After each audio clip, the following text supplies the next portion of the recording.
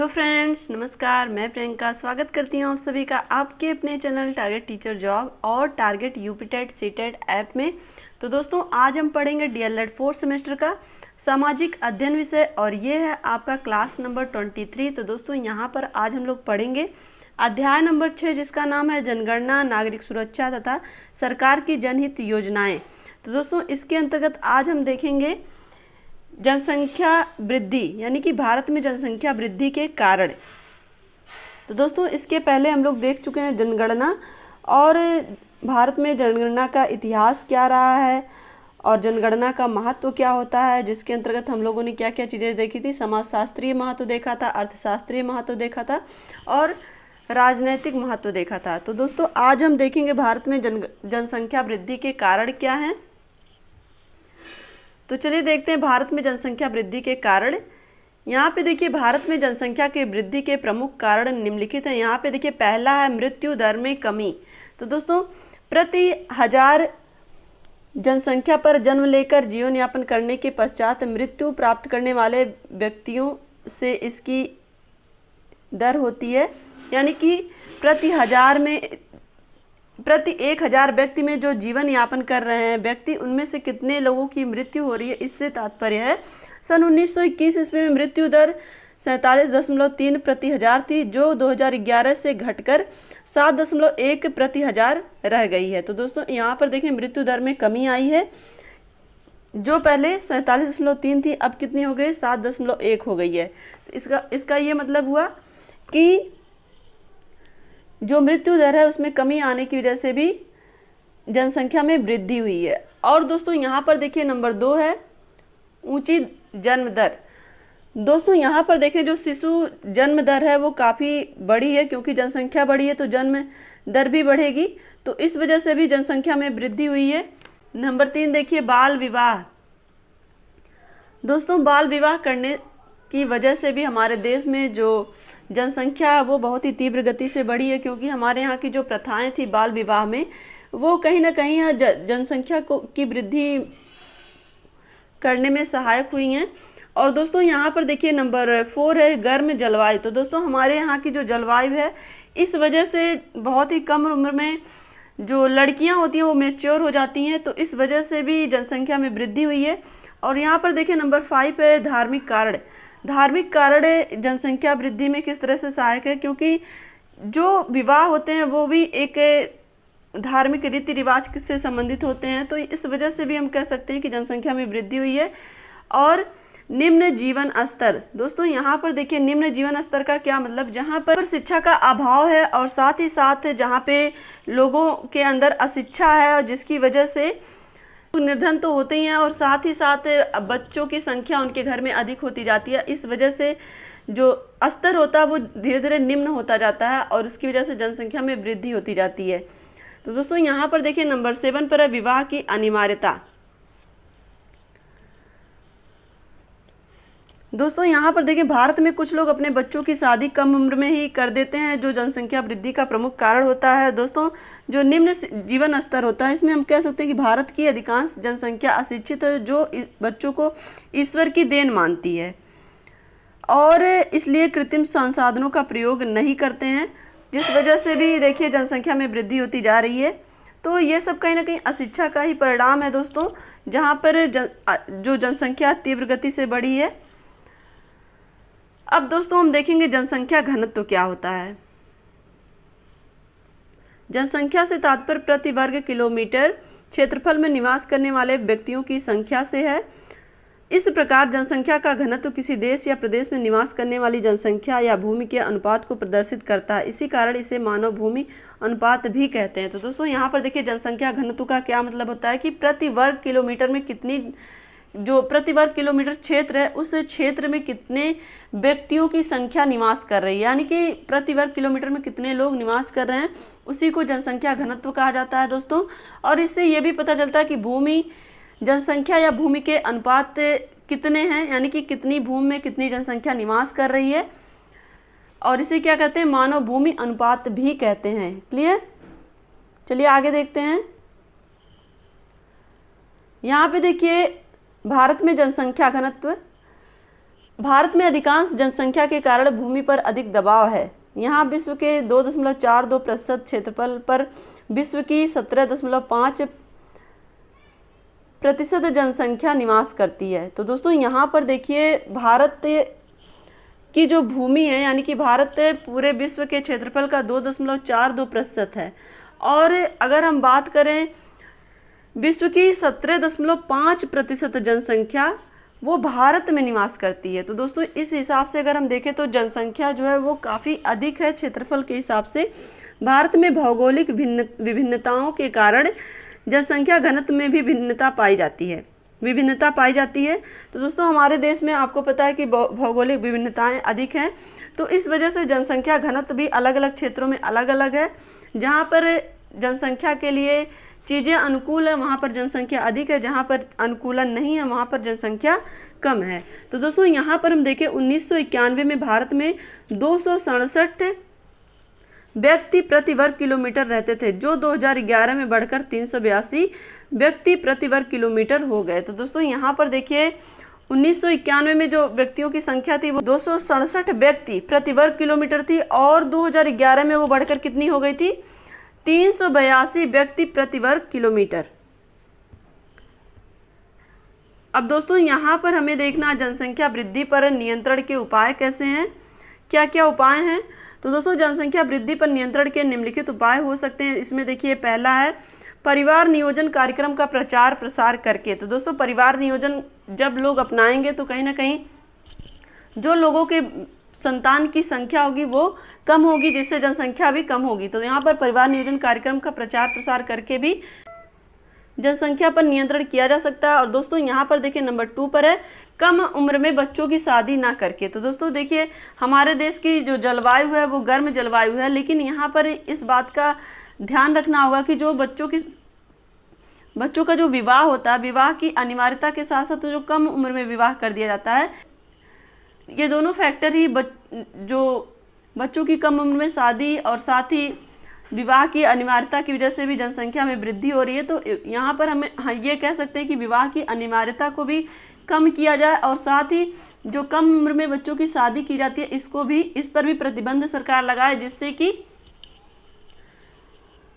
जो जनसंख्या है उस पर नियंत्रण किया जा सके। और दोस्तों यहाँ पर देखिए नंबर 3 है युवाओं को यौन संबंधी शिक्षा देकर। तो दोस्तों युवाओं को यौन संबंधी शिक्षा दे करके भी कहीं ना कहीं उनको जागरूक किया जा सकता है कि किस तरह से जो पॉपुलेशन है उसको हम नियंत्रित रखें, यानी कि यहाँ पर हम परिवार नियोजन जैसे साधनों को अपनाएं, इन सब चीज़ों के बारे में उन्हें सही से जानकारी देकर।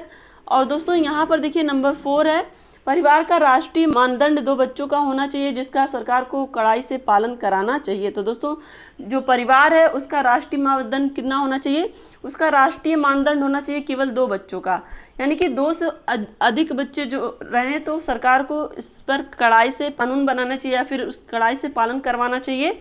और नंबर 5 पर हम देखें निर्धन व्यक्तियों को दवाइयाँ एवं इंजेक्शन निःशुल्क देना चाहिए। जनसंख्या नियंत्रण की बात हो रही है यहाँ पे, जो भी दवाइयाँ होती हैं अलग अलग तरह की परिवार नियोजन से संबंधित, इन सब चीज़ों के बारे में लोगों को जागरूक करना चाहिए, और ये सारी दवाइयाँ मुफ्त में सरकार को देनी चाहिए, जिससे कि लोग परिवार नियोजन के साधनों को अपनाएं और साथ ही परिवार नियोजन भी करें। और दोस्तों यहाँ पर देखें नंबर 6 पर है देश की कृषि तथा औद्योगिक उत्पादन में वृद्धि करके। देश की कृषि तथा औद्योगिक उत्पादन में वृद्धि करके जनसंख्या का जो नियंत्रण है वो किस तरह से, जैसा कि इसके पहले हम लोग बात कर रहे थे कि अशिक्षा है और साथ ही साथ निर्धनता भी है, तो जिसकी वजह से लोगों में जहाँ पे निर्धनता और अशिक्षा रहेगी लोगों को कहीं ना कहीं अज्ञानता रहती है, और जिसकी वजह से वो अधिक बच्चों को पैदा करते हैं जहाँ पर वो परिवार नियोजन जैसे साधनों को अपनाते नहीं हैं। तो इन सब चीज़ों का सरकार को ध्यान रखना चाहिए, और साथ ही कृषि तथा औद्योगिक उत्पादन में भी वृद्धि करनी चाहिए, जिससे कि देश की उन्नति हो और साथ ही जो जनसंख्या वृद्धि है उसको नियंत्रित किया जा सके। क्लियर। तो चलिए देखते हैं यहाँ पे दोस्तों नागरिक सुरक्षा। अब यहाँ पे हम देखते हैं नागरिक सुरक्षा है क्या। दोस्तों आज का जितना भी टॉपिक आप पढ़ रहे हैं ये सब आपके एग्जाम में आए हुए हैं, तो एक भी टॉपिक आप मिस ना करिएगा, इन सबको ध्यान से पढ़िएगा। जैसे देखिए जनसंख्या से संबंधित जनसंख्या वृद्धि के नियंत्रण के उपाय, ये क्वेश्चन भी आपके एग्जाम में आया है। और जनसंख्या वृद्धि के कारण, ये भी आपके एग्जाम में आया हुआ क्वेश्चन है। और नागरिक सुरक्षा के उद्देश्य जो हम पढ़ने जा रहे हैं ये भी आपके एग्जाम में पूछा हुआ। तो जो भी आज हम पढ़ रहे हैं ये सब आपके एग्जाम में पूछे हुए क्वेश्चन है, तो इसको आप बड़े ही ध्यान से पढ़िएगा।